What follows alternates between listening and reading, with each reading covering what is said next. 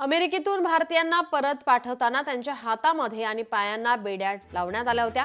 या प्रकरणी आता राष्ट्रीय मानवाधिकार आयोगाकडे सर्वोच्च न्यायालयाचे वकील वीरेंद्र वशिष्ठ यांचं पत्र लिहिण्यात आलेलं आहे। आयोगाला हे पत्र देण्यात आले। प्रवासादरम्यानच्या वागणुकीवरही आता प्रश्नचिन्ह उपस्थित केला गेलाय।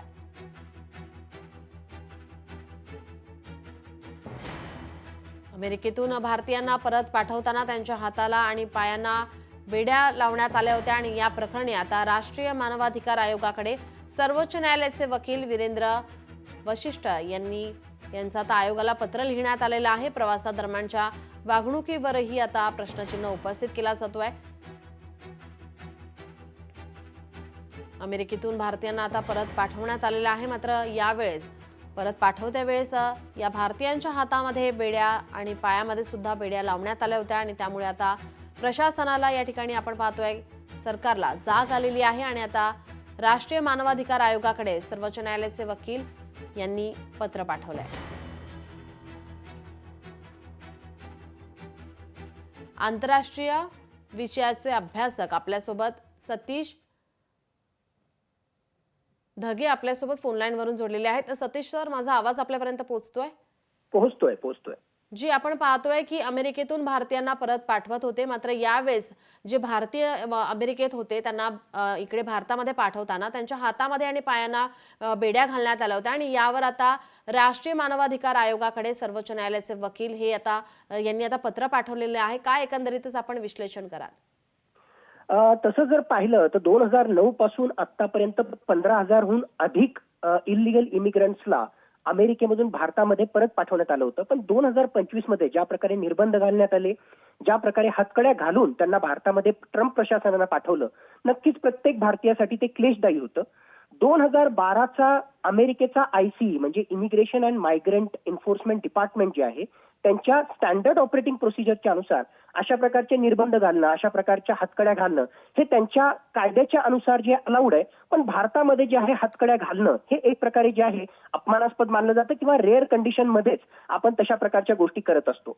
असं जरी असलं तरी अमेरिकेची जी आहे एक प्रकारे दुटप्पी भूमिका इथे आपल्याला त्या ठिकाणी दिसून येते। इथे ते म्हणतायत की बाबा आमच्या प्रोटोकॉलनुसार हे सगळं करणं आवश्यक होतं, पण हाच अमेरिका आहे जो पन्नून जो खलिस्तानी अतिरेकी आहे, तो खलिस्तानी अतिरेकी अमेरिकेच्या भूमीवरून भारताविरुद्ध धमक्या देतो, संसद उडवून देण्याची भाषा करतो, राजकारण्यांना मारण्याची भाषा करतो। पण व्यक्ती स्वातंत्र्य म्हणून अमेरिका जे आहे या पन्नूंच्या सगळ्या गोष्टीकडे जे आहे दुर्लक्ष करतं किंवा त्याला एक प्रकारे अप्रत्यक्षपणे थाळा देतं आणि हेच अमेरिकेचं प्रशासन जे आहे जे अशा प्रकारे नियमांना पकडून जे आहे हातकड्या घालून या भारतीयांना इलिगल इमिग्रंट्सला भारतात त्या ठिकाणी परत पाठवतो।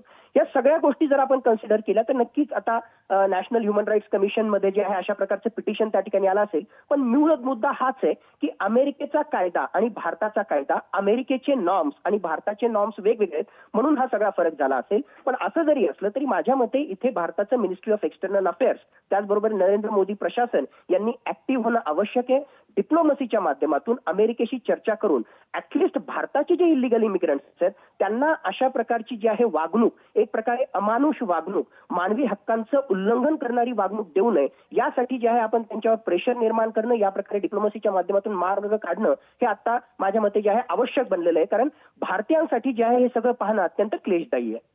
जी, नक्कीच आपण जर पाहिलं तर भारतीयांसाठी ही अपमानास्पद वागणूकच आहे। जर आपण पाहिलं तर भारताचे आणि अमेरिकेचे हे चांगले संबंध आहेत, मात्र अशा या गोष्टींमुळे कुठेतरी संबंध बिघडू शकतात का?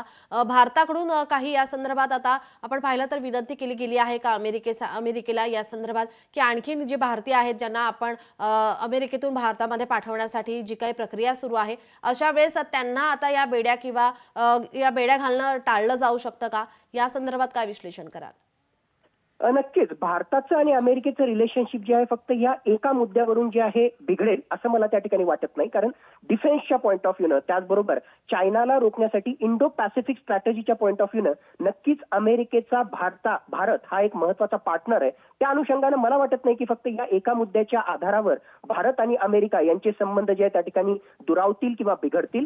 पण जसा तुम्ही प्रश्न त्या ठिकाणी विचारला, 2 दिवसापूर्वीच आपले डॉक्टर एस जयशंकर जे परराष्ट्र मंत्री आहेत त्यांनी त्यांनी संसदेच्या पटलावर स्पष्टपणे त्या ठिकाणी सांगितलं की नेमकं हे का करण्यात आलं. अमेरिकेचा प्रोटोकॉल त्यांनी त्या ठिकाणी सांगितलं, 2012ची SOP त्यांनी सांगितलं. पण जर आपण लक्षात घेतलं असेल तर त्याच चर्चेमध्ये त्यांनी पुढे सांगितलं की आम्ही नक्कीच अमेरिकेच्या प्रशासनाशी या संबंधित चर्चा करू आणि योग्य तो मार्ग काढू. म्हणजेच यामधून स्पष्टपणे हा इशारा किंवा या मधून जो आहे अशा प्रकारचा मेसेज दिला जातोय की नक्कीच या सगळ्या गोष्टींची दखल जी आहे ती भारतीय प्रशासनाने घेतलेली आहे. विरोधकांचा वाढता दबाव हा सुद्धा भारत सरकारनं लक्षात घेतलेला आहे आणि एकूणच जनभावना लक्षात घेऊन अमेरिकेशी जी आहे अमेरिकेच्या प्रशासनाशी ही चर्चा त्या ठिकाणी करण्यात येईल आणि ऍटलिस्ट इलिगल इमिग्रंट्स येणाऱ्या काळामध्ये सुद्धा जे आहेत अमेरिकेमधून भारतामध्ये हे इलिगल इमिग्रंट्स त्या ठिकाणी वापस पाठवण्यात येतील. साधारणतः 18,000च्या आसपास ही संख्या त्या ठिकाणी असू शकते. तर त्यांना मात्र जे आहे अशा प्रकारचे निर्बंध किंवा अशा प्रकारच्या हातकड्या घालून त्यांना वापस पाठवण्यात येऊ नये यासाठी भारत सरकार नक्कीच दबाव टाकू शकतं, ती चर्चा करू शकतं.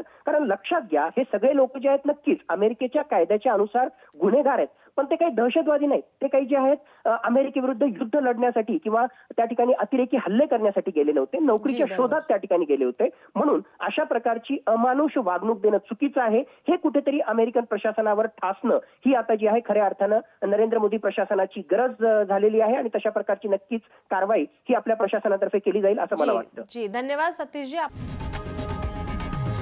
लोकशाही मराठी ऐका, पहा, जागरूक रहा.